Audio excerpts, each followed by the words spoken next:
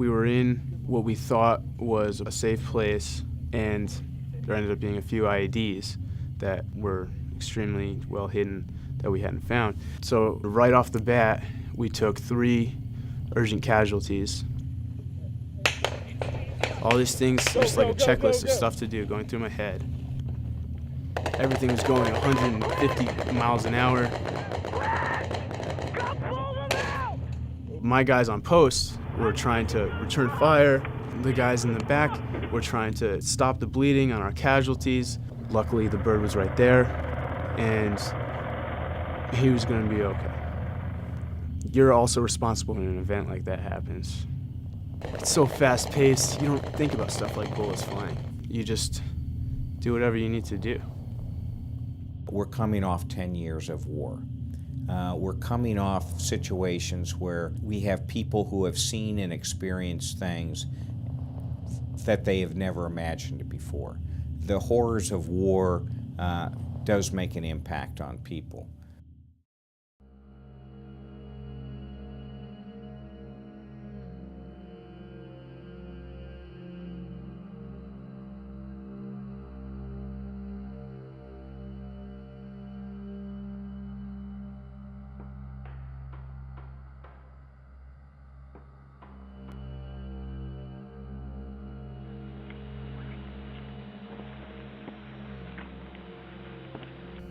A lot of politicians were divided.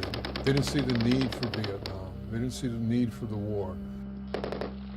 There was a division of what people perceived the Vietnam veteran as. The media made him sound like baby killers and crazy and fanatics, and families didn't get along because the son went into the service and the father didn't think it was correct because he was from the World War II generation. I remember the mayor of one of the major cities in this country, when I picked up the paper while I was serving in Vietnam, and it said, his quote was, "The true heroes of Vietnam are the ones that didn't go." Post-traumatic stress disorder was real. Agent Orange was real. It's taken us 40 years now. Slowly but surely we're compensating Vietnam veterans for the effects of Agent Orange. That's unconscionable.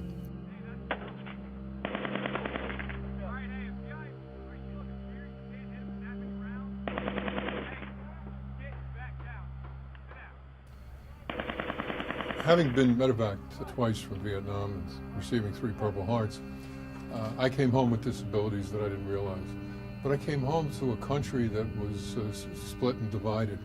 You can oppose the policies of what's going on at the time, but you shouldn't ever oppose those people who are in uniform carrying out the policies that are in place.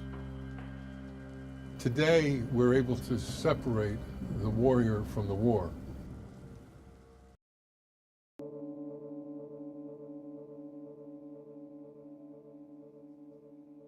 What he's pointed out is that there have been sort of cycles of opinion in this country being more or less isolationist. Okay, we should intervene in the rest of the world and make it a better place. To we should not do that. Okay, and this is correct. Okay, and so this is one of the sort of the important things about this conflict, right? So it's a post-World War II, emerging from a period of time when there had been significant isolationism. We shouldn't be involved in the rest of the world. I'm not as important as I was. I don't have as big of an impact on as many people as I used to. That stuff is important because it's measured in legs and arms and lives, you know? A lot of people miss the camaraderie and the brotherhood, the adrenaline and the intensity. The biggest thing that I miss is being important. I was important to my guys as a leader, a decision maker, a planner. I could go out on a patrol with my guys and we would see that we're making a difference. That importance, that dependence, that's what I miss most. You see men that have developed a whole life around an experience that they had in their youth, where they were pushed to do something that they never thought they would do, but the brotherhood that they created in those events seemed to mean more to them than what they did there. They did things at 21 and 22 that they'll spend the rest of their lives ruminating over. And it's going to define them. It's going to define everything they do. Those people are your brothers over there. I mean, to me, if you're willing to die for me, you're pretty much in my family. You know, if something was going on, I was about to, take a bullet or something like that, I know for a fact they would jump in front. You're part of this really tight-knit team, this unit. Your life depends on them, their lives depend on you, and you're so used to being around these other people that you have such a strong, tight bond with that if you pluck somebody out of that situation and put them in the civilian world and be like, okay, go about your business, it's like, well, where is everybody? When people in the military would be like, oh, you're getting out?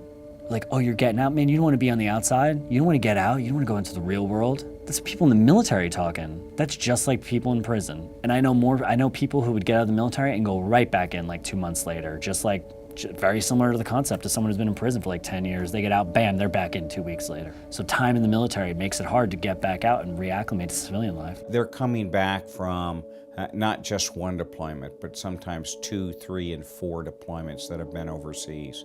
They've been away from their families. They've been in a foreign country, and those things change a person. It's difficult, when you're used to somebody being a certain way and then they come back, they're not the same person anymore. I'm not anywhere close to being the same person. It was a very rough transition. It doesn't seem like anyone really genuinely cares about anybody. Like everyone's like after numero uno, which is fine, but like nobody cares. There wasn't a group for me. There wasn't anybody for me to care about. I didn't feel like anybody cared about me. People don't care out here. In society, people consider you. They empathize. They have pity for you. They don't care. That's not caring.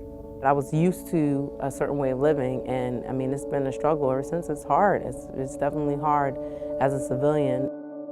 When you say you were in the military or something to one of the students, they say, oh, okay, so you were in the Army, and they ask you if it was like a video game or something like that, but they don't understand what you actually did when you were in the military. About less than 1% of the population of the United States has served their country in uniform. And so what happens oftentimes is many people don't understand the experiences of what veterans have gone through. War's not a good thing. People who experience war change. They come back different than they were when they went. It's not a good thing. It's not Hollywood. It's not a book, a fiction book. It's real. And it's human beings. It takes a hero to say you got a problem. I suffered a traumatic brain injury called TBI, so it's hard for me to pay attention. It's harder for me to absorb information. It racked my brain, and it just left these lasting effects that haven't gone away yet completely. I actually still have, right here, it's a piece of metal, a piece of shrapnel that they missed when I was in the hospital in Afghanistan. It serves as like a reminder of what we went through and what we did while we were overseas. And because of that, I don't want to take it out.